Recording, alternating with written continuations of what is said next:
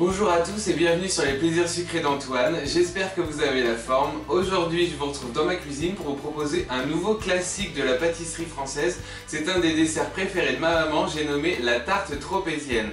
Elle nous arrive tout droit du sud de la France, elle se compose d'une brioche parsemée de sucre perlé à l'intérieur de laquelle on poche une crème aromatisée à la fleur d'oranger. C'est une recette qui se déroule sur 2 jours avec le premier jour juste la préparation de la pâte et le second jour tout le reste de la recette. Vous me laissez un instant pour enfiler mon tablier et c'est parti pour la recette.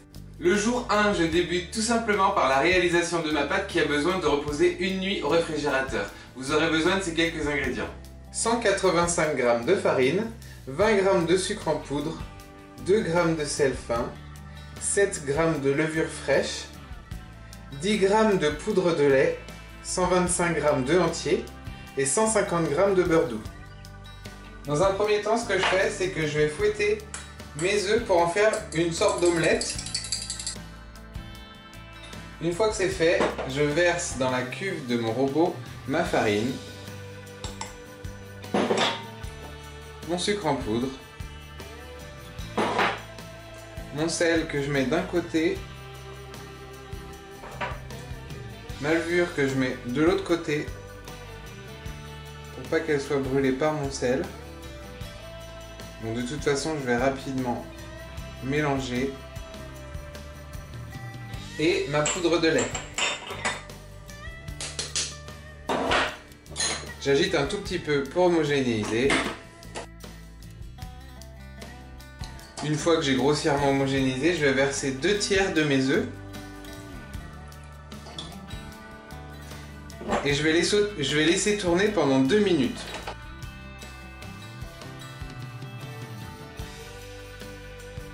Après les 2 premières minutes, j'ajoute le reste de l'œuf.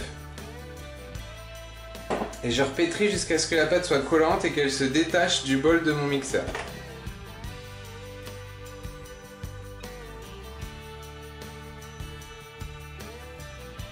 J'ai laissé tourner environ 5 minutes à vitesse relativement lente et on voit que ma pâte colle bien à mon crochet. Donc maintenant je vais ajouter mon beurre petit à petit tout en pétrissant encore.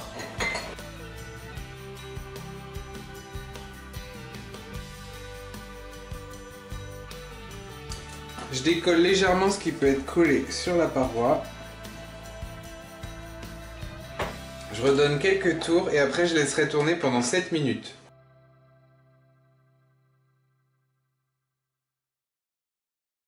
Mon beurre est maintenant quasiment intégré à ma pâte. Je vais donner encore un petit tour de spatule pour décoller et je vais laisser pétrir ma pâte pendant 7 minutes.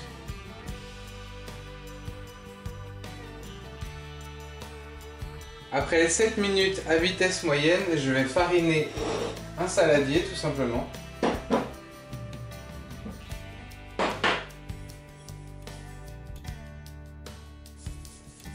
Et je vais venir y déposer ma pâte.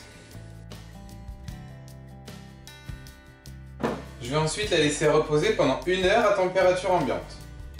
Lorsque ma pâte a reposé pendant 1 heure, je vais en chasser l'air en la malaxant. Donc je vais tout simplement fariner un peu mon tapis en silicone.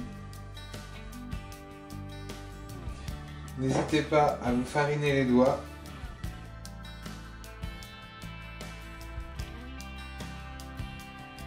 Pour en chasser l'air.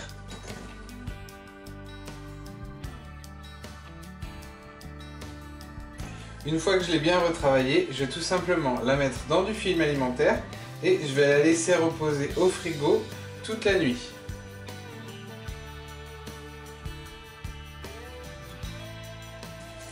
Au frigo. Le lendemain, une fois que ma pâte a passé toute la nuit au frigo, je vais pouvoir continuer à la façonner. Je viens de sortir ma pâte du frigo, elle a légèrement poussé pendant la nuit. Donc je vais tout simplement fariner mon tapis en silicone, abaisser ma pâte sur environ 2 cm, 2 cm et demi d'épaisseur et la mettre dans mon cercle de 22 cm de diamètre.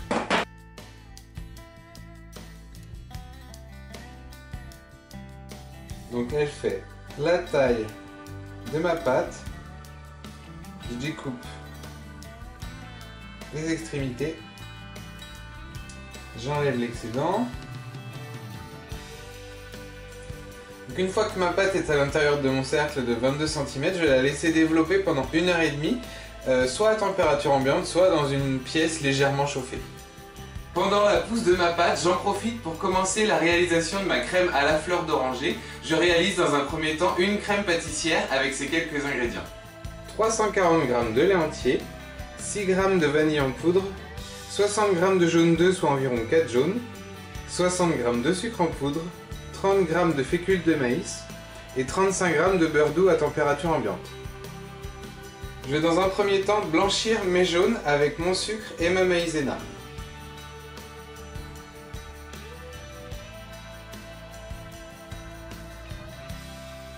Lorsque j'obtiens une belle crème, je vais transférer mon lait dans une casserole avec la poudre de vanille. Et je porte le tout à ébullition. Mon lait vanillé est maintenant à ébullition. Je vais en verser la moitié sur mon mélange œuf, sucre, maïzena. Je délaye. Et je retransfère tout dans ma casserole.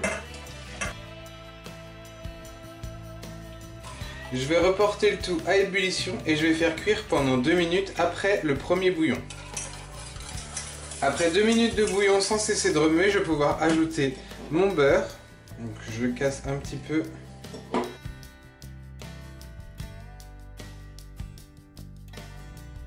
Une fois que mon beurre est bien intégré, je vais verser tout simplement ma crème pâtissière sur un film en plastique que j'ai déposé sur mon tapis en silicone.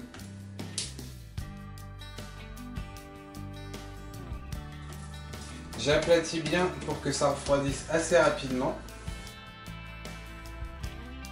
Et je la fais refroidir au réfrigérateur avant d'y intégrer ma crème fouettée que je réaliserai par la suite. Ma brioche a maintenant poussé pendant 1h30, je vais pouvoir la dorer à l'œuf et la parsemer de sucre perlé.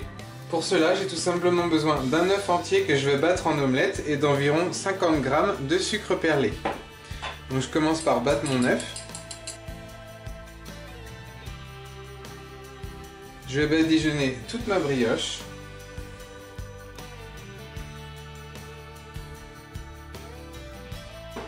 Et je vais la parsemer de sucre perlé.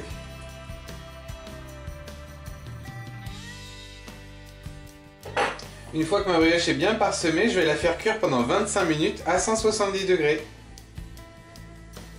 Après 25 minutes de cuisson, ma brioche est cuite. Rassurez-vous, c'est pas brûlé, c'est juste ma dorure à l'œuf qui donne ce beau teint assez brun. Je vais la laisser complètement refroidir avant de la découper et de la garnir de crème. Pendant que ma brioche est en train de refroidir, je termine ma crème à la fleur d'oranger avec ses ingrédients. 90 g de crème liquide entière à 30% de matière grasse minimum, 5 g de sucre glace, la totalité de la crème pâtissière que j'ai réalisée dans l'étape précédente et 5 g d'arôme de fleur d'oranger. Je fouette tout simplement ma crème liquide bien froide avec mon sucre glace à l'aide de mon robot.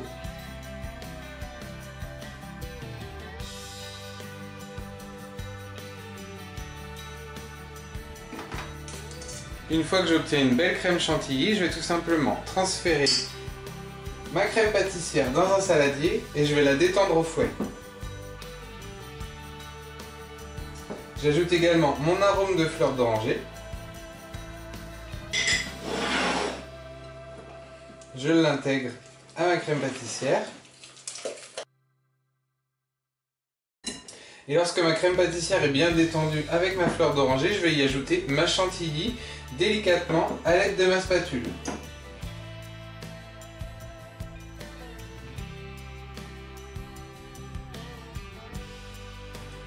Une fois que ma chantilly est bien intégrée à ma crème pâtissière, je transfère le tout dans une poche à douille munie d'une douille ronde et je réserve au frigo jusqu'au montage en attendant que ma brioche ait bien refroidi.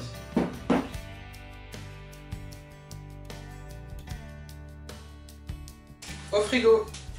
Pour finir, je réalise un sirop aromatisé à la fleur d'oranger. Je m'en servirai pour imbiber ma brioche. Vous aurez besoin de ces ingrédients. 215 g d'eau, 5 g d'arôme de fleur d'oranger et 50 g de sucre en poudre.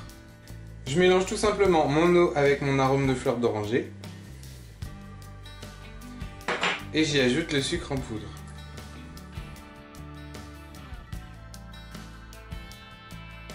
Une fois que mon sirop est translucide, je le réserve jusqu'au montage. Maintenant que tout est prêt, à savoir ma brioche, ma crème à la fleur d'oranger, mon sirop d'imbibage et un peu de sucre glace pour la déco, je peux débuter le montage de ma tarte tropézienne. Je commence par découper ma brioche en la coupant un peu en dessous la partie bombée. Donc à l'aide d'un couteau,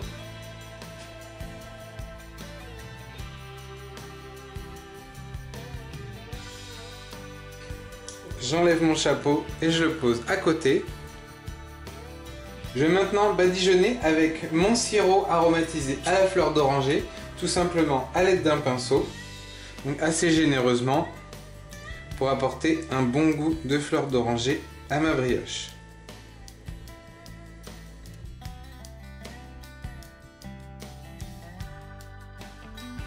Ce que je vais faire, c'est que je vais également en mettre sur mon chapeau.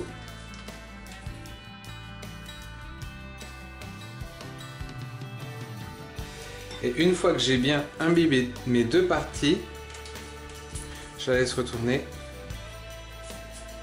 Je vais pouvoir pocher ma crème vanille fleur d'oranger.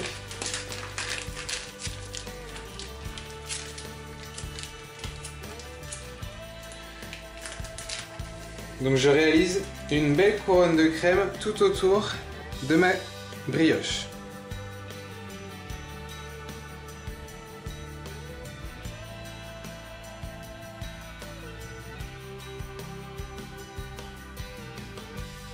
Une fois que ma crème est pochée, je vais replacer mon chapeau.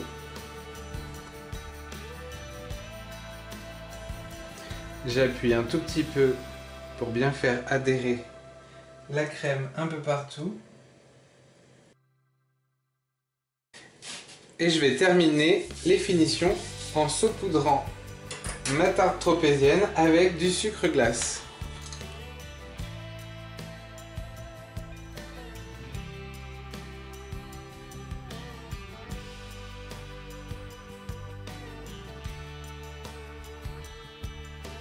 Cette nouvelle recette tout droit venue du sud est terminée. Cette tarte tropézienne saura trouver place sur vos tables au moment de l'épiphanie pour remplacer votre galette des rois ou encore l'été par son côté fraîcheur. Si vous avez aimé ce nouveau petit tuto, n'hésitez pas à laisser des pouces à ma vidéo, à la partager autour de vous, à laisser des commentaires et à vous abonner à ma chaîne. Je vous dis à très bientôt pour une nouvelle recette. Ciao!